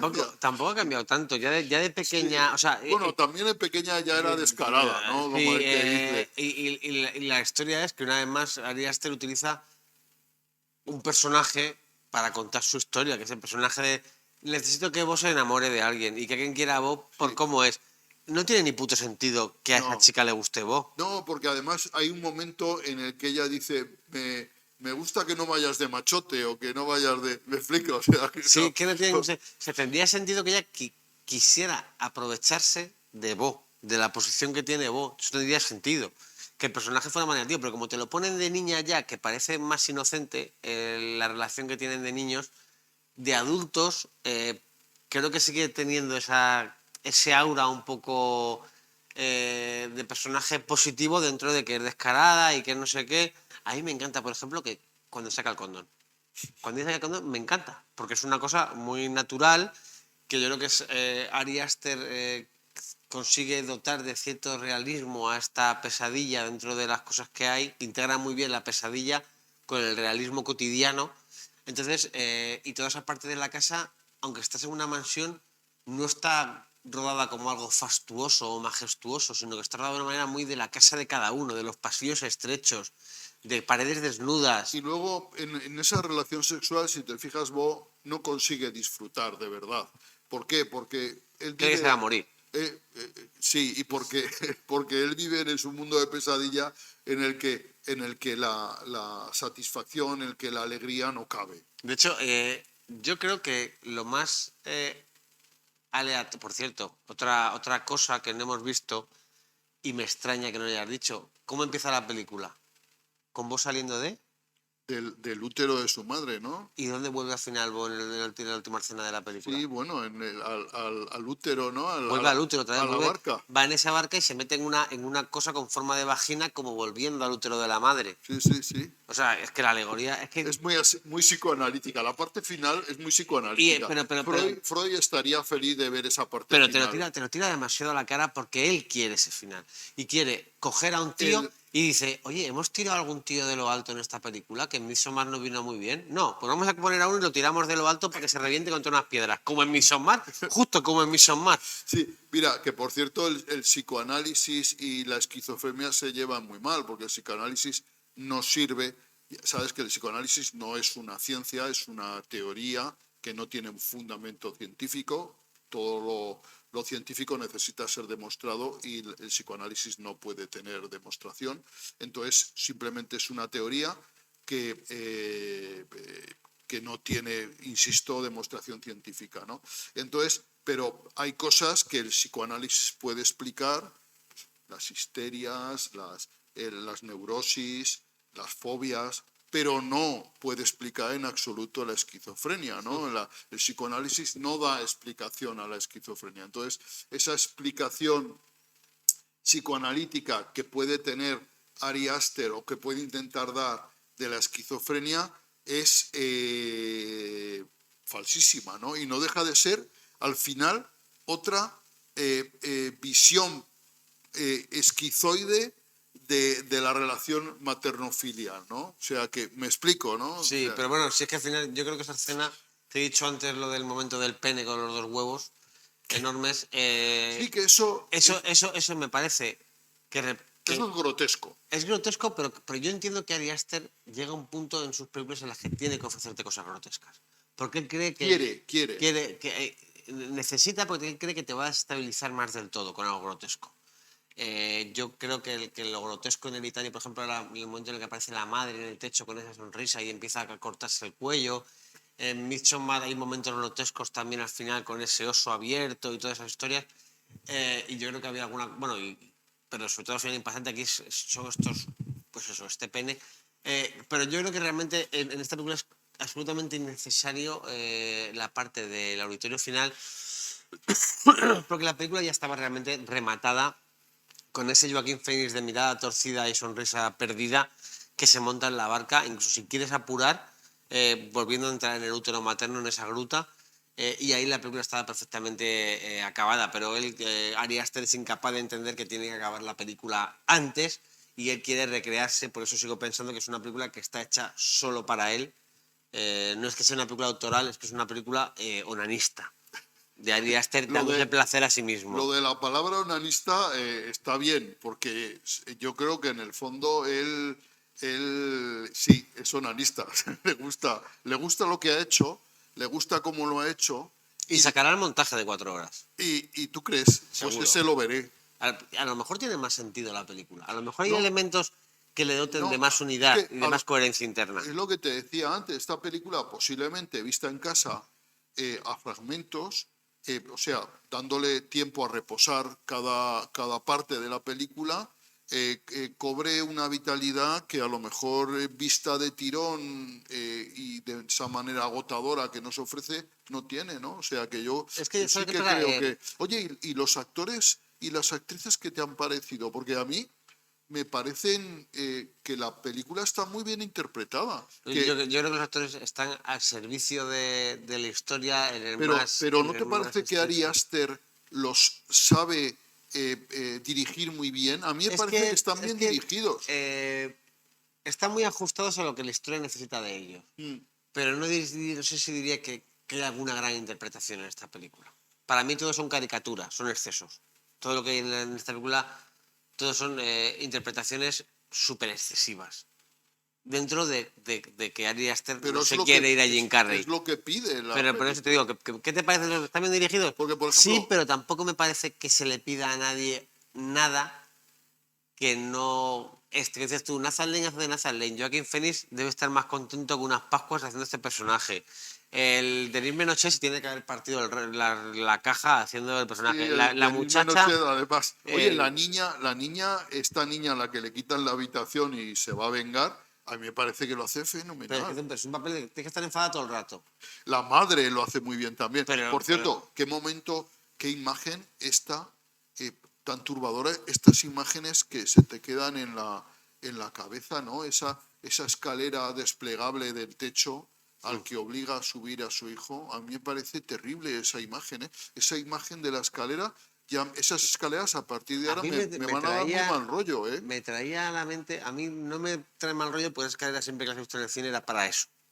Nunca he visto una escalera de esas en el cine que no fuera para eso. Para dar mal rollo y que hubiera mal algo en el rollo. desván súper chungo. Y de hecho, mentalmente me vino a la cabeza una película que no he visto y que probablemente no tenga esa escena, pero me la trajo a la mente, que era la de Hola hermano, ¿dónde estás? Que era una película de serie baja, no diría ni B. No sé qué Pues película es una es. película de un tipo que tiene un apéndice que es un hermano pequeño, un hermano gemelo que se le debió quedar pegado. Basket Case era el nombre en inglés. Un Y siamés. como un siamés no desarrollado, como un poco como lo de Maligno, que estaba encerrado y lo llevaba en una cajita de mimbre y me traía un poco a eso, ¿no? Como cuatro de desafío Como total. otra vez total, sí. La película en versión Un original cuatro ahí, tal. creo que era Basket Case y el título traducido me parece que era Hermano, ¿dónde estás? No la he visto nunca, ni ganas que tengo, pero he visto imágenes perdidas, sé que existe. En Antena 3 en un ciclo de terror tuve la mala suerte de ver alguna escena. Y que antes hablábamos de la troma, pues prima hermana de las películas de la troma. Sí, sí. Y esa, no sé por qué, que esa imagen, ese momento me recordaba eso y esperaba encontrarme ahí arriba algo parecido a eso. O sea que, bueno, yo entiendo que haya gente que diga que es una obra maestra, entiendo que haya gente que se duerma, entiendo que haya gente que no le guste, que la odie. Ha ido muy mal en taquilla, ¿eh? ¿Por Yo qué? lo he Porque comentado con Isabel, la taquillera de los multicines de Guadalajara, y me dice que ha tenido muy poco yo sé que al menos público. 2 personas han dormido, al menos 2. Una porque me la han contado y Y, otra porque estaba a mi lado roncando. y luego me han dicho el personal de los multicines que ha habido a veces deserciones masivas a mitad de película. O sea que a la hora y media de película ha habido alguien que se ha salido de la sala y eso ha generado un efecto llamada, Yo me un efecto alegro. retirada. Me alegro un poco que le haya pasado esto tanto a Ari Aster como como a 24, porque creo que iban un poco subiditos con esta película. Y esto, yo no sé, no tengo información, no la he mirado de lo que ha costado, pero es muy posible que no llegue no llegue a cubrir los gastos en la No, yo creo que ha taquilla. sido, solo no sé, 30 o 40 millones habían sido. Hombre, si solo es eso, no me Pero, parece mucho. no, mucho no es, porque el cine de terror siempre es barato.